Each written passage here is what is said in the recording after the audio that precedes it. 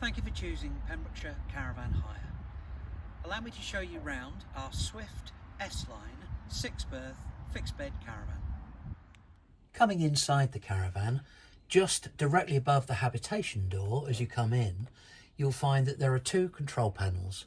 If we start with the one on the right, the main control panel, if I press the power button once in the middle, you can see various things illuminate. On here you can see the power is now on. That means that your 12-volt system within the caravan is operational. The one with the lightning bolt here shows that you've actually connected to the 240-volt supply. If that's illuminated, you're connected. If it isn't illuminated, you know that you're not connected. The one on the left shows how much the leisure battery is holding, and if you ever want to double check that, press the view levels and it will come on for a few seconds so you can see that she's fully charged. You would expect that, of course, because it's automatically charging once she's connected to the 240 volt. The water pump here will need to be pressed on to bring the water into the caravan via the pump. I turned it off there because it's not connected to the water at the moment, but that will then automatically fill up your system and then it will automatically turn off. Press the power button once again, everything will go out. These lights, once you've pressed them, they will automatically go out after a few seconds, just so you're not having to look at them all the time. So that will go out, but it will still remain on, even though the lights won't necessarily be illuminated.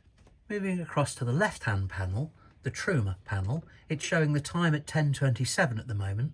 If I press the middle button here, you'll see various symbols illuminate, and flashing on the left-hand side is a motorhome or caravan with a temperature gauge just inside. If I press that once again, it says off. This is your heating system. And if I rotate the middle button up here, I can set it to say 21 degrees, press that again, and that will automatically then get the temperature to work up to 21 degrees, and it will hold it there. If it's working on electric or gas, it doesn't matter, that will then hold it. You can see up here that it's actually trying to get up there, showing that it's 21 degrees. This will flash until it achieves that 21 degrees, and then it will just remain constant. If I press again, if I move across here to the second one, that is your hot water system. If I press that, at the moment it says off. If I move it round once to the right, it says eco. The next one is hot. The next one is boost. If you set it to hot and press that button, that will then get you to good hot water. So it's perfect for a shower or washing up, whatever you need to do. That will get it up to a temperature of about 60 degrees normally, and that will then keep hot water constantly in your hot water tank. You can see it flashing backwards and forwards at the moment on 21 degrees, the time, and you see both of these symbols at the top flashing. Both will remain flashing until they get up to that full temperature. The next one, if I move across here, I'm going to move across to, this is the supply for power. At the moment it says it's on gas. If I move that round, I'm going to put it onto electric 1. Electric and 1 kilowatt, that will be pulling 1 kilowatt, and your heating system and your hot water is now working off the electric, the 240 volt system. If you've got an electric supply, everything works better off it.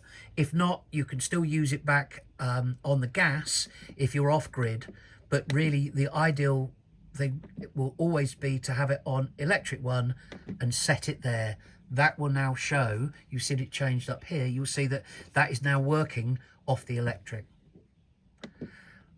The final one I'm going to go across to is this one, which is a fan on the right hand side. Eco or high. Eco means the pump will be working the hot air around the system at quite a low rate, but it will still get up to temperature. If you move it to high, the fan will work harder. It will be a little bit noisier, but it will tend to heat up that much quicker. If I press again, I can now move back across to here. I'm going to turn the heating completely to the off position and set that. I'm going to move here to the hot water. I'm going to turn that back off, press that again. So now we've got the heating is off, the hot water is off. It's still set on electric, And I can turn that back here and you can see we're back to the time. I'm now sat in the comfortable L-shaped lounge in the front of the S-Line Caravan.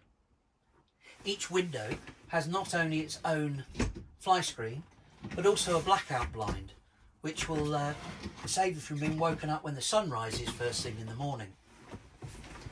Over here you have two 240 volt sockets, a 12 volt socket, the TV aerial point, and the television that we supply will also come with a DVD built into the side, and this is where you'd normally have it, which you can face into the lounge, or you can turn it round to face into the dinette, kitchen and the bedroom area. Plenty of storage up here as well, where you've also got your radio and CD player. More storage down here with convenient drawers that slide out for your supplies. The front lounge area can be used for sleeping arrangements in a number of different ways.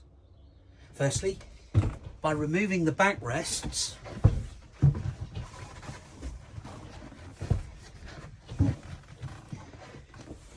you can create space for one child going this way, one child going that way. They need to be young children, but we can supply bed guards should you require them. The second part would be to have this as one single bed, which would make it about 7 foot long. We always recommend turning these over so you're not sitting on the ridged area, you're not lying on that, but lying on the flatter part, the other side. Finally, you can turn this into a double bed by simply removing that, pulling this slats all the way out there, and then infilling with those backrests in here. Once again, make sure that you turn all the cushions over so that you get a nice flat bed there, which is a double bed about 5 foot wide. The final part of this very flexible front lounge is the use of a table. This table and leg are stored to the side of the bed. By placing the leg, you can see beneath the table, that then slides in, gives you the flexible table that you can eat at any time. S-Line's kitchen is especially flexible. Good work surface to start with, but when you lower this flap, it increases that work surface area gain greatly. Add that into the dinette area directly opposite, and plenty of space for food preparation. Plenty of storage space up above for the melamine tableware, utensils, whistling kettle, microwave here, kitchen utensils in there. Down below here is your draining boards, cling film, kitchen towel, kitchen foil, bin bags. A full list of all the items that we include is available on our website.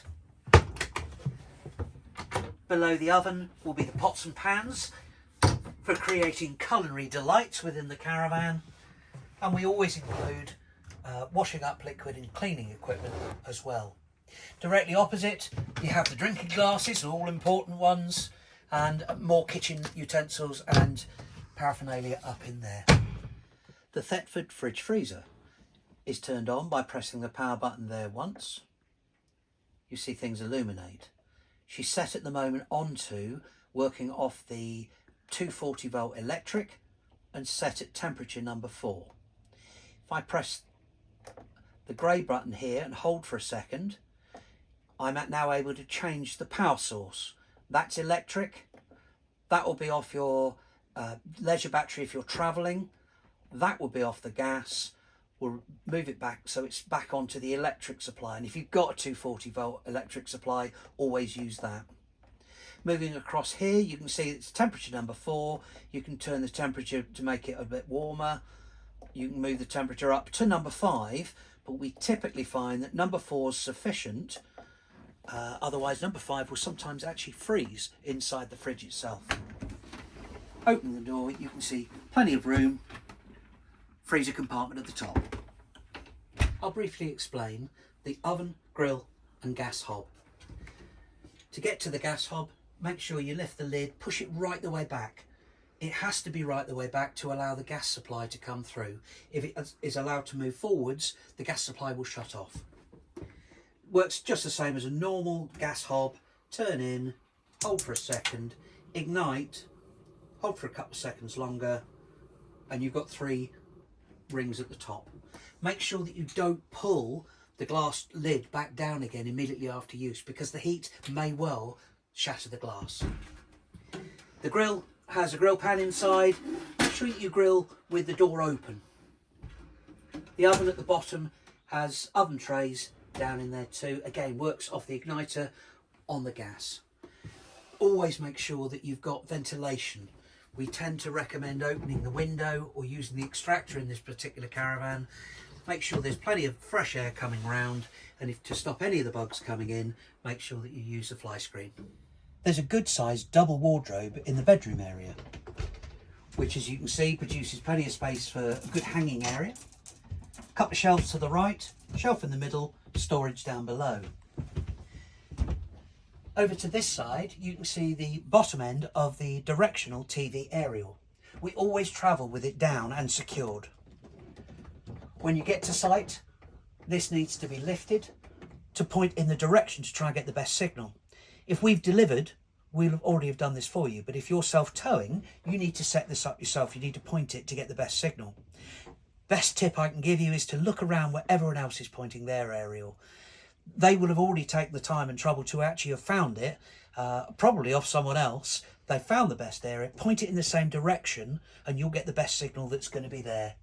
And before travelling back home again, make sure you pull it fully down, face it forwards, tighten it up to secure it for travelling. Adjacent to the wardrobe in the bedroom area is a vanity area with a mirror, a shelf, a light, and beneath it is where we store the table that we referred to for the front of the caravan, with the legs stored just behind it in there. One of the best features in the S-Line caravan is the large fixed double bed, which when we lift up, which is quite light, it's on pistons, produces a great big space underneath for storage of your suitcases or anything else you bring along with you. At the moment, we've got stored under here 6 chairs, 2 tables, which we would typically set up in the awning for you if we've delivered, or you would set up for yourself if you've self-towed. We also have in here a vacuum cleaner, a rotary airer with pegs for wet towels, etc. And then once that's empty, plenty of space for storage. Should you require a little privacy, this can be raised once again, and a concertina door. You can keep the kids out. The toilet in S-Line swivels, so you can find a comfortable toilet position. Lift the lid, lift the toilet seat. We can now see down into the bottom of the toilet, and that's actually the flap at the very top of the toilet cassette stored down below.